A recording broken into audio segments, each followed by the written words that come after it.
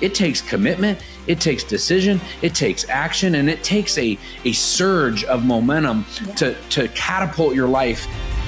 Welcome to Shift, an exclusive podcast by DSN. I'm your host, Blake Mallon, and this is where high-performing entrepreneurs and experts share their most powerful shifts in mindset, skill set, and strategy to help you accelerate your business and amplify your impact. I challenge you to be present, open your mind, and let the shift begin. Welcome to Shift. I'm your host, Blake Mallon, and I'm thrilled to have an absolutely dynamic couple on the show with us today. They met in ministry 25 years ago, married young, and began their first entrepreneurial venture together, running a successful retail furniture store in Oregon. Despite their traditional business success, they faced significant challenges, stress, family life, personal health, and a huge turning point came with a dramatic personal health transformation. They lost, get this, over 100 pounds together. I mean, inspiring. And that was not only a huge shift for their health, but that is what propelled them full force into the direct selling industry. Fast forward over 15 years now. They have traveled the world together and grown their direct selling community over 500,000 people cumulatively. That is absolutely insane. Both are best-selling authors. His book, Church Boy to Millionaire, hers, Kick Fear in the Face. I love the energy behind that. And their commitment to faith, family, fitness, and finances, coupled with, and you're going to feel this today, a real raw vulnerability and authenticity has made them sought after speakers and mentors to many. And I absolutely love how they have taken their direct selling success and it's allowed them to invest deeply into other passions. They co-founded Valor Global Online, a fully accredited Christian school that now serves students across 35 states and 5 countries. I love that. Deepening their mission of empowering families and the next generation. I have a feeling this is going to be a high energy, dynamic conversation today. So please help me welcome to the show, Doug and Thea Wood. How are you guys doing? So good. So happy to be here with you, Blake. What's up, Blake? It's an honor to be here. Excited to dive into it. Well, thank you. I know it's been a minute, right? Everybody's been busy. You guys have a lot going on. So thank you guys for taking time. Super excited for our conversation today. You bet. Well, people matter, and the work that we're all doing together here to breathe life into others matters. And so definitely excited to jump right into it and just spend this time together. Well, let's do it. 15 years, that's some serious perspective in this channel. You guys are definitely the epitome of entrepreneurs. Maybe let's go to 2 moments of your story. Take us to the moment where you first made the leap into this crazy world of direct selling. And maybe a moment that was a pivotal moment at any point in those 15 years that really has led you to the place you guys are today. For sure. Well, the moment that was me 15 years ago when I did own a couple of furniture stores, but I always was resistant to network marketing or anything in direct sales. I had no experience in it. And of course, you always end up judging or making assumptions about things you don't know nothing about. But it did come at a point to where I was at the heaviest I'd ever been. And I saw a post on Facebook, and it was from my future coach who ended up helping me lose that 70 pounds. And the great part was I needed the product and I needed his service more than I needed to be right. And I wanted results, and that's what he provided for me. And so I quickly got over my skepticism really fast and found myself getting healthy together. And the great thing was I invited Thea along, and she crushed it too. Yeah. So, I mean, it was just a natural, organic progression for me in this journey, because when you lose 40 pounds, everyone around me wanted to know what I was doing. And so there was this natural, people were coming to me. And so I began to help people one at a time. And it really began to have a lot of joy in my heart as a stay-at-home mom at the time with 2 little kids. Doug was working our business 70, 80 hours a week. And it really gave me something meaningful that I woke up every day and had something outside of motherhood that I was feeling like I was making an impact. So that was kind of an awakening for me. And when I began to see the results that were coming forth out of the people, that's what kept me going. That was the inspiration every day for me. But I remember also that moment that we decided to really commit to ourselves and our future. Because I think, in this industry, it's easy to dabble, do some, side hustle money or do something on the side. And it's either fun, it's fulfilling, it gives you meaning, it gives you purpose. And that's all good, but then it leaves you actually either wanting more and decision time. And I can remember it like it was yesterday. Mm-hmm. And for us, it was 2 years after we'd been coaching. So this is early January of 2011. Yeah. Tia, you and I went downtown Portland to write out our goals for the year because we knew that we were teeter-tottering. And I think a lot of people on the line right now, Blake, might be teeter-tottering on their future. It's easy to go back and play it safe. Yep. It's easy to go back and go with comfort zones, or man, this is what I've always done, or I have a degree on the wall. This is what I should do, or this is what my family wanted me in, the family business. And that was my story. We have these things that are almost like anchors or things that we're stuck in. Identities. Identities. Yeah. And for me, it was that early January cold morning in downtown Portland. We just got done writing out our goals, and Tia, you looked at me and you kind of grabbed my hand, and I felt like you were stepping on my toes, but literally, I think you were so cold. You were holding me, I was holding you, and you looked me in the eye, and you said, "Doug, if we don't get out of our own way and stop playing small, we're not only holding our kids up, our marriage up, but we're holding up." You said at the time thousands of people. Blake, we didn't know it would become hundreds of thousands, but we could see, us being a little bit of fearful about being bold around our church friends or even on Facebook. We had not a clue that we would soon impact all 50 states and then, lead into other countries too. But we were tiptoeing and we were holding back, and it was typically mostly of what everyone else was going to think. Yeah. And there was so much identity in our furniture business that it was like, man, we never saw ourselves being coaches and guiding other people to get healthy. Doug, you touch on that, and I think everybody listening can relate because we get raised, right, most of us, with an expectation that's created by everybody around. We start a path, right, in some direction.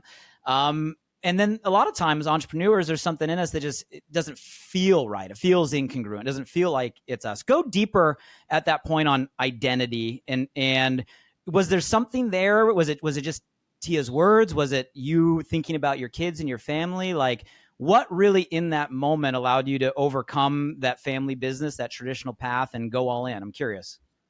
It's sensitive and it's personal to me because identities, whether it be a degree or something that you thought you were going to do and maybe you weren't any good at it. I think that a lot of the identity was, if I quit on the furniture business, would I disappoint my family? But also would I disappoint, like I had to make it work. Was I admitting failure? But at the same time, part of faith is seeing beyond what you can see. And a lot of times trust and security comes in, this feeling of every time I was coaching somebody, Blake, or helping somebody, I started getting text messages of like, thank you for saving my life. Now you might think that's a little intense, but those are the type of text messages I got. And then an hour later, a text message would come in from the furniture store of, your delivery guys ran over my driveway and broke into, damaged the lawn, and, you guys suck. And then, it's easy sometimes when you just realize, like, how many more of these text messages do I want to get versus how many thank you for saving my life. Thank you for posting on Facebook. Thank you for sharing this with me. And it eventually became a no-brainer, but it was completely like, some might call it fish out of water, or it was an out-of-body experience of like, I've always been the big guy. Like, I can't be a coach. And you start going down all these negative things of like, is there safety here? Is there security? Mm-hmm. And more so, I would say the opinions of others was what kept me, that really caused me to be held up. And I think, Blake, most of the listeners would admit, and we've dealt with it at different levels. Every time we're growing, what are people going to think? And you start dealing with it at different levels. So what guidance do you give now that you've probably seen that pattern thousands, maybe tens of thousands, like you said, maybe hundreds of thousands of times? What advice do you give when you're putting that coach hat on and you see somebody in your community that's in their version of that same point, right? They're stuck in supposed to, they're stuck in traditional, they're worried about what somebody might think, right? But they have that part of them that thinks maybe this could work for them. What directive, what coaching do you give that person today? To completely disrupt your social circle and your social cycle. It's funny, you did mention my book. There's a chapter in my book about disruption and pattern disruption. And for us, we had to move out of our small town. We had to move away from our church friends. We had to get ourselves in a bigger circle because we knew the patterns, Tia, that we would fall back into. Yeah. And so we wanted change and growth so bad to create a different future for our kids that we said, if we don't do it now, we know our habits. We know that we will end up, coming and shrinking back. We had to shift. I mean, I think that's the first question we ask. And I ask when someone's like on the cusp of, I see their breakthrough, because that's just my typical personality is I can see the potential in someone. And it's like inviting them to say, what if you were to like really go all in, really live your life out loud, really kick some fear down, because everything you want is on the other side. And so that was the invitation that my mentor did to me, because I was living in the past. I was looking in the rearview mirror, dictating my whole life from the rearview mirror. And she says, like, what if you were really to make the decision to go all in? And I remember that invitation from my mentor. And so I always have to ask permission. Can I have permission to speak really direct into your life? And if you take these steps with me, I'm not going to have you do it alone. We're going to do this together. If you take these steps with me, I'm not going to promise, but I'm going to tell you through time and through consistency, you can create the life that you desire. Tia, thinking about that, most people don't make a change without making a drastic, all of a sudden, for us, we had to move not just across town, but 2 years later, we moved to Arizona. States. We had to put ourselves in a completely different environment. A lot of the, and Doug, not to interrupt you, but was that the main intention of why you guys moved? Was just new environment, new circle, bigger thinking? Was that the driver of the move? I started dealing with depression in Portland. I had nothing to be depressed about. I started hanging out with the same old friends, and they were saying things about me like, oh, how long is it going to last? And now if you're listening to this 15 years, yep, I'm still doing that little thing. And so, now it's a little bit of like there's a righteous anger in me of like, hey, scoreboard 15 years later.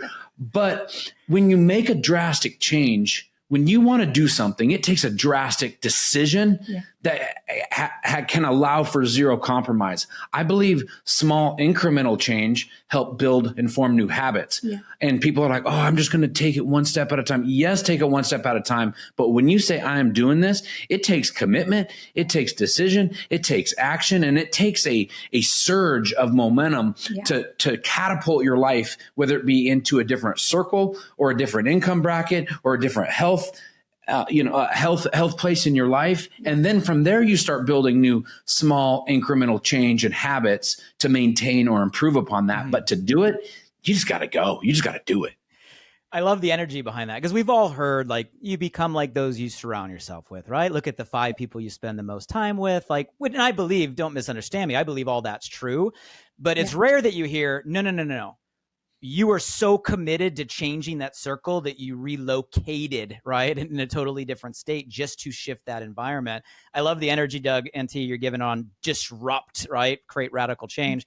So let's say someone is willing to make that shift, right? They got the identity thing they're facing. This is the path. Direct selling, building a community is a path they're on. 15 years, I know it wasn't all easy for you guys, right? I mean, I'm sure there are ups, I'm sure there were downs, highs, lows. One word that a lot of guests have been sharing recently is this word resilience. Seems to be kind of like a word that's in the air. My question to you guys is, okay, you made the decision, you made the move, you started to grow. Tell me about a moment where like your resilience was really tested.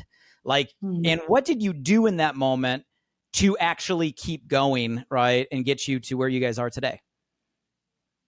I would say I'll add to the conversation in that the resilience when we moved. So we had moved across town. We sold everything in our in our area. We had garage sales. We sold everything, moved to another part of town and lived there for 2 years. But when we made the move here to Arizona, it took a lot of resiliency because we had a season where our business went back a little bit and where we thought, we were on this trajectory, it was growing. And we had to push through those limiting beliefs and thought process. I had to put myself in new rooms. I had to, get way outside my comfort zone. I remember at the time starting to go to new Bible studies, new running groups and things like that. I was creating a whole new circle here in the Valley. And so I had to really push past those limiting beliefs that I had back in Oregon. They didn't leave me there. They came with me here to Arizona. I had to really confront those beasts. So that was one of the big times I remember I had to really press in. Tia, what were some of those beliefs? You mentioned limiting beliefs. When you say you had to confront them, what were some of the big ones? Oh, that I wasn't enough, that I really couldn't be the leader that the people needed around me, that I didn't deserve to have the life that I saw behind my eyes, like it wasn't attainable. A lot of it was, my area that the enemy of my future, the enemy of my soul likes to keep me small is just saying, Tia, you're not enough for this. You don't have the right words. You're not eloquent enough. And so I had to confront those beasts like big time. There was days I had to just get up, put on my high heels, put on the hat, put on the lip gloss and just show up in the room, even though I was shaking, but I knew I was called to be in that room. I knew this city. I was called to be in this city. And I knew success I was called to be successful. I just had to retrain that narrative that I was trying to creep back in. Doug, you were going to jump in? Well, something that T and I, looking back at a 15-year, what the industry or anyone would say is a very successful career in direct sales. And it is. But we've refused to get comfortable. And every 1 to 2 years, we feel ourselves getting comfortable at a new level. There's a lot of people that end up getting broke at a new level because they spend their bonus, and they start living off of that. But, I look at 2.5 years ago, T and I do live a very blessed life. We, by the world standards, we have a lot. But that's not who we are. That's just stuff. Yeah. When you feel yourself going through the motions and things are getting easy, that makes us nervous when things get too automated. I always say, you can automate things and programs, just don't automate people. And when you find yourself starting to automate relationships and make it, I got to figure a way to systematize this, depending on the service that you're in or that, what you bring to others. Be very careful if you're in a relationship business and you're over systematizing things. But 2.5 years ago, we moved out of our luxury home in North Scottsdale. We put it on the Airbnb market and we moved where we're sitting at right now, recording this podcast, which is a very nice luxury apartment in downtown Scottsdale. It's a high rise. We live in a 3-bedroom apartment and our office is one of them. We've simplified, but what that did was we found ourselves in North Scottsdale away from everybody, got all this land, all this property, we got the toys, but yet we were alone. We felt like God said, go move to the city where I called you now 10 years ago. At the time, it was 8 years ago, and go and get involved in the city. You're always online, which is great. You're always on Instagram. You're everywhere, but go and serve this city and go disrupt your comfort of this beautiful home and go live in an apartment. And we've done that. And I can tell you, Blake, the relationships, the community, the people that have been breathing into us, the networking, the people that I've met since we've chosen to leave comfort of a beautiful home and move into this apartment complex of movers, shakers, people that are doing things. I tell you, it completely disrupted our pattern and it really catapulted us into a whole, what would you say, Tia? Growth and trajectory. New realm of impact of, it's shown us where we could up level and grow. Yeah. And when people ask, how have we have the life we have? Because we've been willing to do the things that most people won't do. And so that's always my invitation in this industry is, are you willing to do the things that most people won't do so you can leave your mark on this world, so you can leave an impact? And whether you're on the way up or when you're up, you feel like you're on top, are you willing to actually let that go for a season and step back to maybe something that you're thinking like, whoa, why would you step back? Well, maybe it was a step back so we could take a huge step forward. We still don't know. We're in the middle of it, but we are loving it. And we're so grateful for constantly analyzing and doing a little bit of a pulse check, saying, it's getting a little too easy on us. Let's disrupt something and prepare for what's to come. I love you guys sharing the story as you're using the word disrupt and sharing your experience. It reminds me, I had a mentor once say that comfort leads to complacency and complacency leads to chaos, meaning that if you stay comfortable for too long, right, it's going to unravel. And what I'm hearing from you guys is you recognize the pattern of comfort and you intentionally disrupt that feeling to allow space for another level.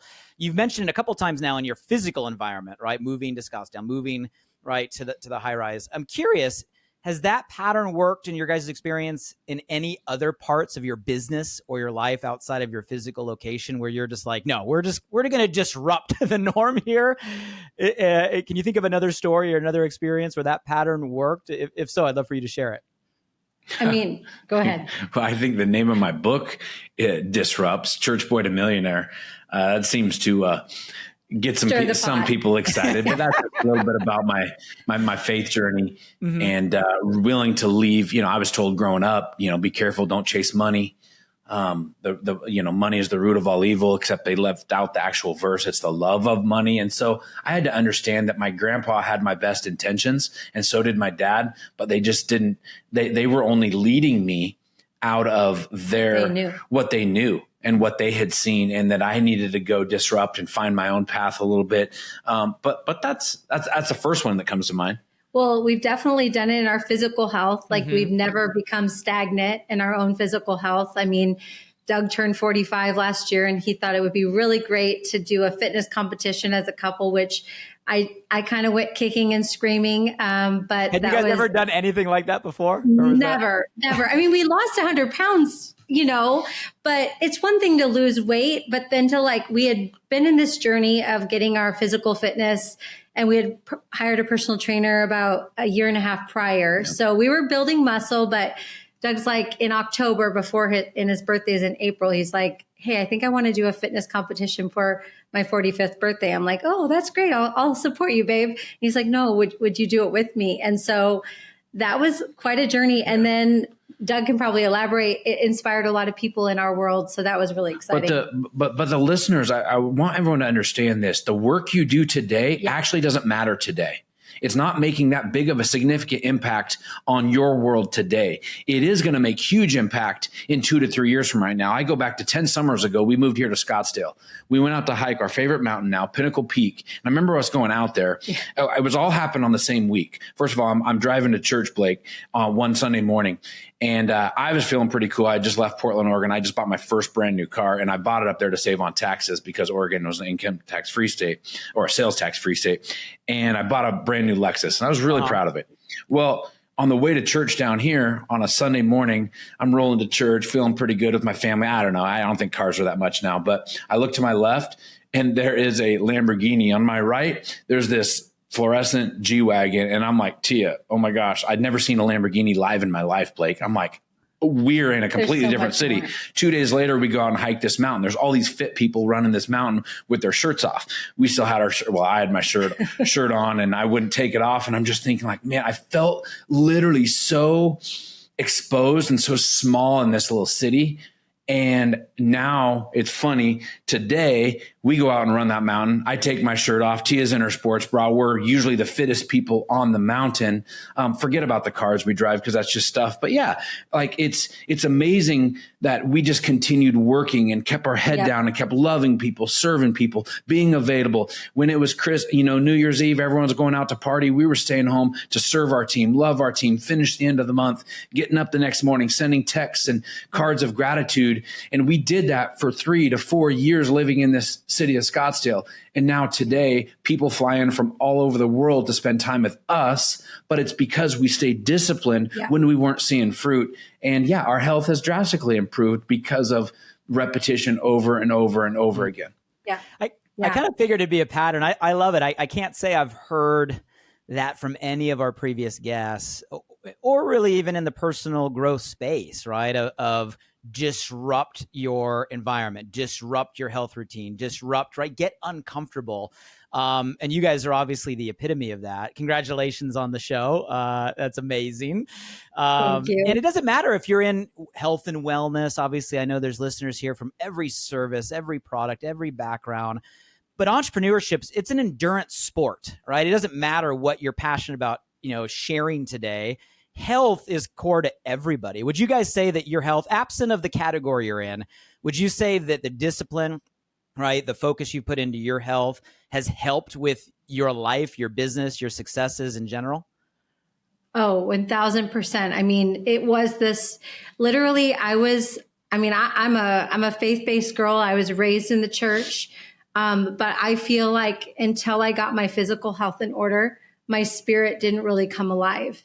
And I really didn't begin to dream to the level that I've been able to dream to because I was limited by how I was feeling in my clothes. And I just had a lot of limiting beliefs. I had some generational beasts that I had to take out. And so getting my physical health, I think in any part in this industry, your physical health, because people are watching what you do. Our kids do not care what we say. This is how, in our home, you can judge us when our kids are 25, but we always say, our kids don't do what we say, they do what we do. Mm-hmm. And so, I believe in this arena of leading people into a new level, into breaking through and not limited by what their circumstances are, but creating a better future for themselves. The physical health is a key component. It has been the name. Yeah. And I'm proud of that because at 6 o'clock this morning, Blake, my two daughters, Amaya, who's 19, and Caitlin, who's 17, were down working out with us in our gym as of even this morning, the day after, the day after a holiday weekend. I mean, you think about that because of them watching us. Again, we've only been physically really fit the last 3 years, but they watched us for almost 2 years. And we would always say, hey, if you ever want to come with us, great. And now today they're joining us. And so, your body's a temple. And in the world that we're living in right now, heavy politicized climate, 2024, lots going on. There's not a lot that we can all control. But what we can control is what goes in our body and the speed that our body moves. Mm-hmm. And, or I should say also what goes in our coffee or what shouldn't. So anyway, it all plays a role. Well, you guys look great. You radiate energy. And I'm a big fan of everything that you're saying. And again, it doesn't matter what we're promoting as entrepreneurs, right? Having the energy, having the vitality, feeling good about yourself. Like you said, Doug, feeling like you're in control, and also just the physical energy that you get, right? That you're able to transfer to others. So congratulations. I think I saw those photos on social. You guys look phenomenal on stage. Blake, think about it. One more thing on the physical health, especially in today's world, everything's so transparent. Instagram is so filtered. Mm-hmm. People are buying you. Yeah. They are not buying our product and they're not buying our service. They are buying us. Yeah. They're buying you. And your energy speaks. Your energy, your passion for what you have, whether it be in the health space or a different space, your energy is introducing you. And so people need to see passion, and you know what? They can sniff it out if it's fake. They can sniff out your passion if it's coming through a filter. Like people can just tell that you've got your sales glasses on, or some people like to say your commission breath. No, but when it's coming from a pure, authentic place, people can sense that. And that's what people are buying into. Everything that you're saying, it's us, it's we, right? I can see the dynamic, right? You guys are leaning on each other, and it seems like you've had that dynamic ever since you met.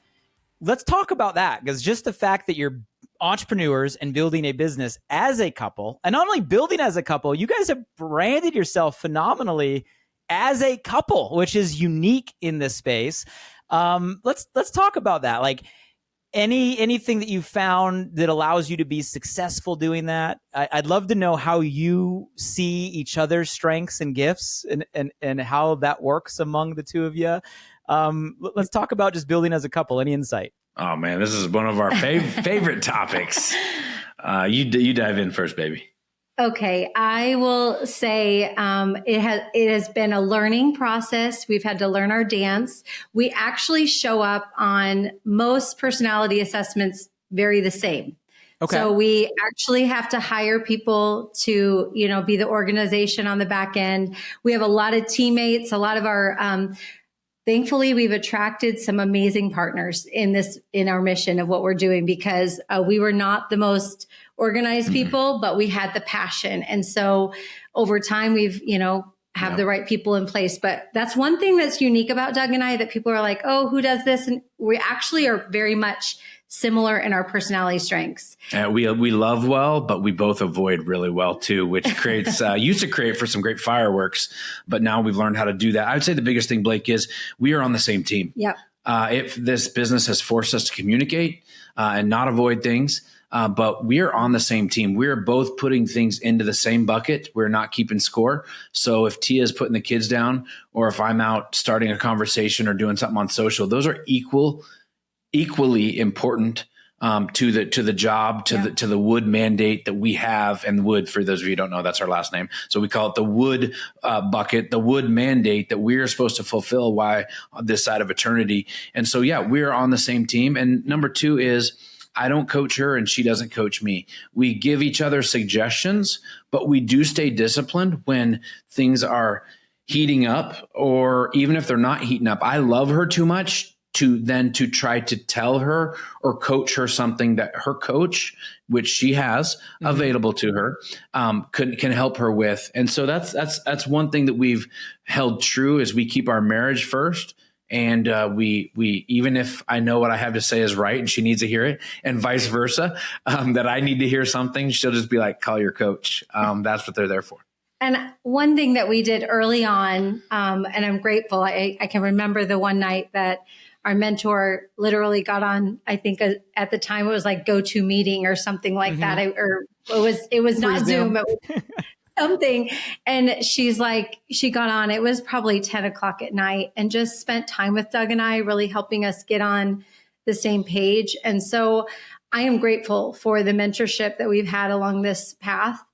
We also have invested in ourselves, put ourselves in, marriage retreats that didn't cost anything. I'm grateful for actually a ministry that was in Oregon back, many years ago. We didn't even have the money. We were starting to make some money in this industry, but we didn't have a lot to invest. But there was a counseling service that people donated to, so we were able to get some counseling early on. People make too many excuses that the resources are not out there. They're there. If you want to grow in this industry, if you want to grow as a parent, if you want to grow in your marriage, if you want to grow in your business, the training is there, and it is not that much money. Investment. It's not, and most of it's free. You just have to want to participate and then apply what you learn. And we really made ourselves students of the game. And our first goal, Blake, we were massively in debt. The furniture business should have just been called How to Manage Debt, because that's all we did was how to basically, string along year after year. Employees, but we operation number one was get Doug and Tia out of debt. And anytime we'd get off course, that was our safe word. What does this have to do with? Because that's one thing we could agree upon, is we both hated debt and we wanted out from under it so bad. So anytime someone would invite us to go out to dinner or to go hang out at this, Valentine's Day party, we would be like, what does this have to do with and if getting it was out of part debt? Of our strategic plan of like, this is a potential partner, this is a couple that we really want to do life with, then we would say yes to it. But if it wasn't congruent with getting out of debt, we would decline. It helped us a lot with family too, because family would make you feel obligated to come to things. And we would have to look at each other and go, okay, what does going over to the in-laws for Thanksgiving have to do with moving us closer? Does that going over there that afternoon move us farther away from our goals? And that became the bad guy and that became the good guy, because that was something that we could agree upon to where we showed up as a united front when we had to call the in-laws or the cousins or the aunt and uncles and say, hey, we're not able to make it this year. We love you, but... And it wasn't like, you tell them. It was like, no, this is something we showed up for because we were starting to build our 5 and our 10-year plan versus going and all getting hot and emotional and probably eating something we shouldn't at the in-laws, feeling the guilt, getting the shame, possibly getting the hate or the negativity about you guys are always chasing something. And so, it's really, I would say, strengthened our marriage. And I'm proud to say we're almost at 24 years. 25 years. So we're figuring it out some way. No, congratulations on 25 years. And I love what you just said of how you set a goal together and you're on the same side, right, going after that goal. But what I'm also hearing is kind of the nuance of you're not afraid to hold each other accountable once that goal is set. Go deeper there, right? Or maybe now that you've been doing this beyond the first kind of big mountain of debt, I'm sure now maybe goal setting is a practice or a habit. Go deeper there on couple goal setting when it comes to business. What are the best practices? And then how do you hold each other accountable when maybe you start to veer off? Because we all veer off at some point. We were just tested with it last week. I got an invite to go to Wyoming this weekend, and we have made a deal with each other. We're not going to travel for the next couple months. We're going to stay home and focus on the fruit here in front of us versus, going out and doing things. And I got a special invite from a very unique group to come up to Wyoming for a special men's weekend. And I said, babe, I'm too busy. I can't do it. So-and-so called. And she was just like, no, you're supposed to go. I can hold down the fort. Yeah. I believe there's something in Wyoming for you with this certain group of men, because she trusts me enough that I'm only going to put myself in environments that challenge me as a father, as a husband, and me and my faith, my walk journey. And so even though right now the flesh in me says I can't afford a 4-day weekend right now away from the family outside of cell phone service, she recognized our marriage. You're going to come back a better man. Yeah. You're going to come back a better father. You're going to have grown in your faith, and what that will impart into our organization by you taking those 4 days. And see, I didn't even see that, Blake. I was just like, it's off the table. And she actually was just like, wait a minute, but what does this have to do with where we're going? And not keeping score of like, well, because a lot of couples just do that. Well, then I get a ladies weekend and I get a spa day, and we start this tit for tat thing. And that's having, I guess, the goal's best interest and our future's best interest of holding each other accountable to, well, wait a minute, you might be in your head right now, but I'm seeing something different, and vice versa. Yeah. And I'll just echo to some of our earlier, probably 2 to 3 years into this journey of working together. I mean, I can remember Doug always did this boys weekend every summer. They would go away, go to the lake. We had to have a kind of a conversation of are these boys that you're hanging out with, are they part of the future of where we're going? And I remember that being kind of one of those conversations as a couple where it was like a letting go of a season and stepping into a new, but you had to decline. Well, you did it the first year, and then the next year came around and we were kind of like, remember what happened? That was right after our convention, and it kind of spiraled us. So we didn't get back into momentum how we had wanted to. So that was like one of the first things I think Doug said no to. I can remember early on, I was part of the women's leadership team at our church, and I did the Bible studies every week. And I finished up that quarter, but then I declined for the next season because it wasn't that 3 to 4 hours every week, in addition to preparation for it, was not serving the greater mission. So those are earlier things that I can reflect back and say, wow, those were hard things to say no to, because they were good things, right? But we were stepping into greatness. And so we had to be okay with saying no so that we could say yes. Because we needed to work our business. We needed to work our direct sales business. That needed the 12 to 15 hours a week.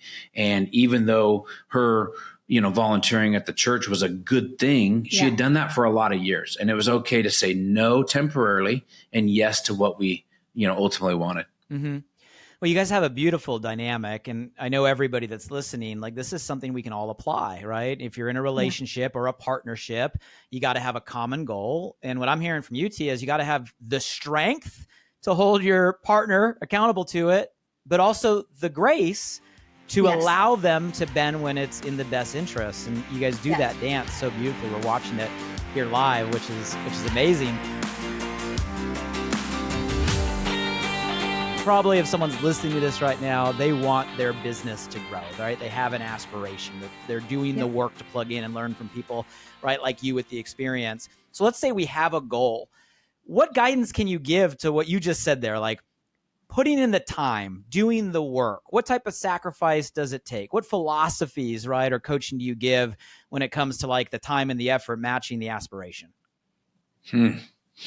Well, first of all, congratulations to each and every one of you. You're doing it right now. You're probably making your car your mobile university. You're making this podcast an investment into yourself. You're having it breathe life into you. And I pray it's that's part of the recipes. One of the key recipes to the cake is that you're doing it right now, but it also requires significant action. And we all have time that's being wasted. One of the first things that I did, and I've never picked it back up. I'm not saying I don't love to golf. And I was on the golf course for a while, but my third year in the business, I looked at myself and I realized I knew all the details, and I did more research and more investigation and development into my fantasy football team. And I knew more about fantasy football than I did my own direct sales business that I was aspiring to grow. And I also realized that I was spending more time doing that. And so instead of researching, my fantasy football team, I wanted to research some growth. And so I stepped away from playing fantasy football for a couple of years. Now, I never ended up picking it back up because I actually just found that it was something that I was okay without. But in the beginning, I remember that was 8 to 10 hours a week that I was putting into fantasy football a week. And it was just like, and it was, to me, it was like I was living this fantasy life. I was watching all these football players win on Sunday, and I was watching everybody else. But what makes someone good on Sunday is when the work that they're doing Monday through Saturday. And I was sitting there preparing for a team that would play on Sunday. And guess what? They're not concerned about me Monday through Saturday. They're in the weight room, they're practicing so they can perform on Sunday. And I realized for a lot of years, and even now, I am doing things, I'm making sacrifices right in this exact moment and today that is going to take care of my family a couple of years from right now. And so it does take an investment of time. It does take getting up early sometimes and staying up late. But I'll tell you, my friends, do not sacrifice your personal, whether it be your prayer and meditation time. Don't sacrifice your body or your family for something. I mean, I believe there's enough time. We don't have date night every week, but we make it a priority a couple of times a month. Figure out what that is for you and your family. But it does take significant effort to move and to shift the massive dial forward. We are in the people business. So you have to take account every day. How many people have you connected with? Have you authentically reached out to? Because it's a compound effect. It's like a penny over 30 days is like, I don't know, equivalent of millions of dollars. I don't know. I'm not a mathematician, but it's this industry is so beautiful because if you put in the time and the consistency every day of making those 5 to 10 connections, intentionally, posting on social media, intentionally sending those birthday messages, intentionally making other people's days, because you know what?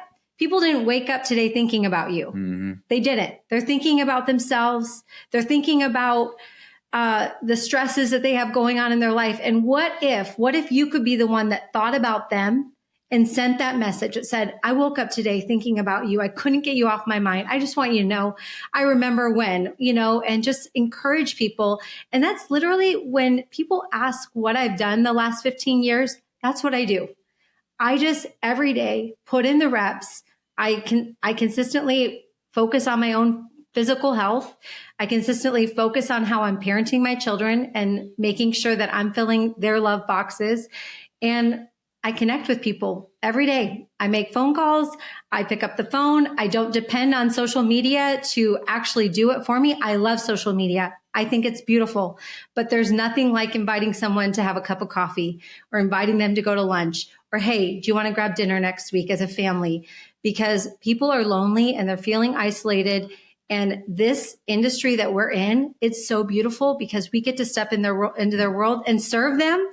And hey, they might become our next greatest partner. We're old school. But we're new school because we've always committed to the relationship first, Blake. I love you saying that to you because we put these phones in front of our face all the time and record a 30-second video that's personalized.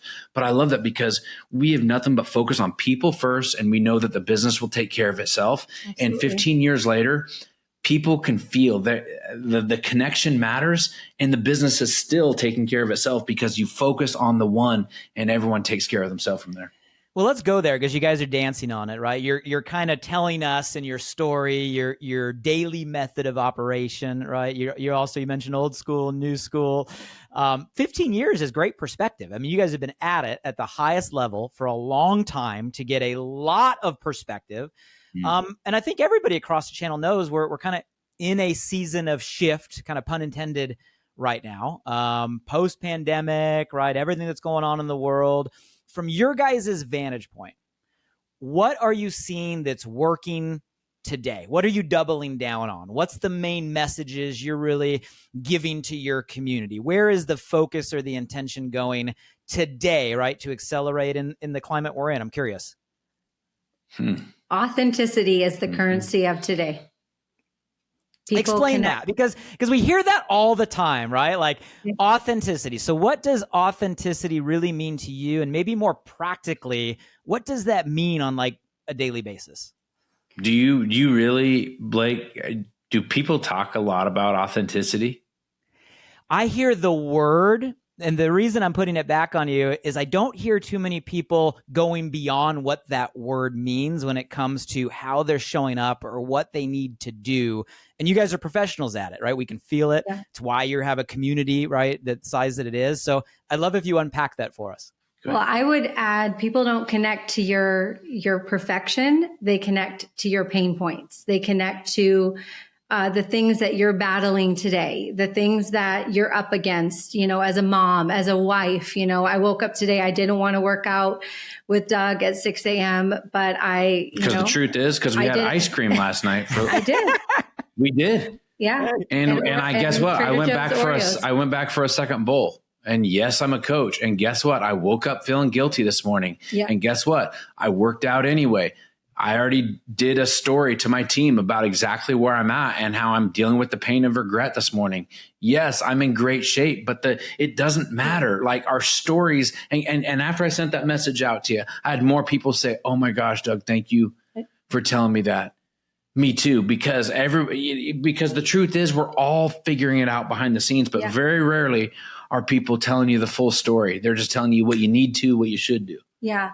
So I always, Doug and I early on, our places of pain can be our power to reign. Our places that are our greatest weaknesses can actually become our greatest strengths. And so we have found on this journey that it's been when I have this whole video on YouTube about I can eat a whole box of hot tamales in literally a minute. And I just this was before there was Facebook Live and everything like that. It was like a YouTube. I posted up on YouTube and I just posted about like even a coach, even someone that's in this wellness industry, still the hot tamales can get you sometimes. And so I think that's where we can really meet people in such a real way when we just share the stuff. Nothing hidden, because on the other side is breakthrough for you because you're not hiding it anymore. And so there's a sense of freedom you have. And then who knows who's on the other side that just needs to, hey, they're not alone, I've always said, Blake, and it's so true. We all have the same prayer. We just have different zeros on the end. Mm-hmm. And I tell you what, I believe a lot of us right now listening to this podcast are believing God for some big miracles in our life, in our marriages, in our family, in our businesses. And, I love all the ranks and I love all the benchmarks what I feel like the world or our company measures us on. But we all each individually know if we're hitting the mark and when we are and when we're not. And I would encourage you to become your own measuring stick because there's a feeling that happens within you when you're putting in the time, you're putting in the reps. If it's your health, if you're eating right and following your nutrition plan or the supplements that either you're on or maybe even that you're promoting and selling, if you're walking the walk. And it's easy to say, oh, I got to be a product of the product. No, really. Are you living the full story? Are you telling, yes, even as a coach, that you had ice cream last night? Are you telling people if you sell something that makes your face look good, actually some other things that possibly you're doing? People need to know the full story. It's 2024. You can go anywhere you want on the internet and find everything cookie cutter, a filter for this, a blemish filter for that. But you ever seen that too? I've met some people that sell some product, Blake, online. And I'm like, man, they did it. And then I bump into them in person and they're like, hey, Doug, I'm so-and-so. And I'm like, oh, wow. And you're just kind of like, you don't look the same. Something's not adding up because they got really good filters. So I think people just want to either live it and start living what you're promoting and selling, or two, why don't you just tell people that, yes, you found a tool that's helping you, but you're still on your journey, and people will buy and relate more into that than they will anything else. Hearing you guys share these stories, it's so natural for you, right? I had ice cream yesterday. I talked about it on my team call this morning, and it flows, right? Where you're saying, hey, this is what I'm battling, Tia, as a mom. This is what I have to overcome. I got the demons. I got the limiting beliefs.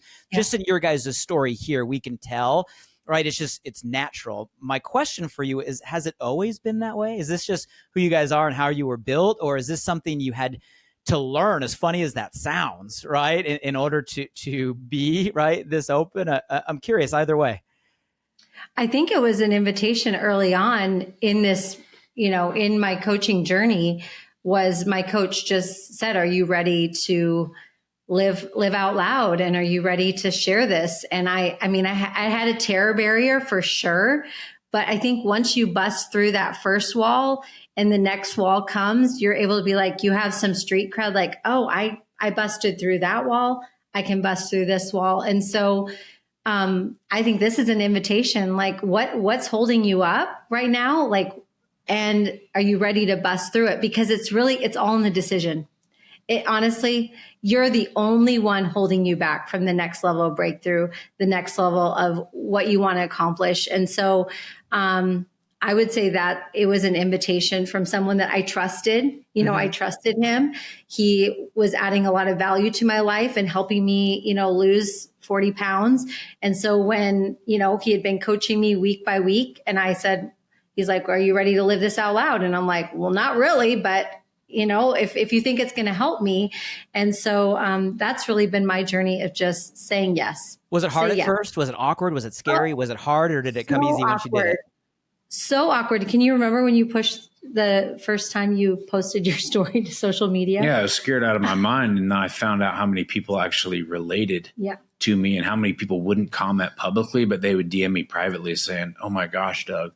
Yeah. I feel like I created the Me Too movement before there was a Me Too movement, because it was just like, everyone's like, me too, Doug, me too. Yeah. And I'll never forget this one moment, Blake. It was in Tucson, Arizona. We had just hit a significant rank in our company, and I'd started by then, starting to giving more talks and more speeches and speaking in front of a few hundred people. And well, I really, nailed that one. And honestly, looking back on it, it was way too much about me. But there's one moment I remember. My sister was in a rehab. I remember my sister was in a rehab. And she had called me. I looked down and I didn't recognize this number. And I stepped out right before I took stage to take the call. And she literally was telling me that she was taking her life. And I was just like, I remember it hit me.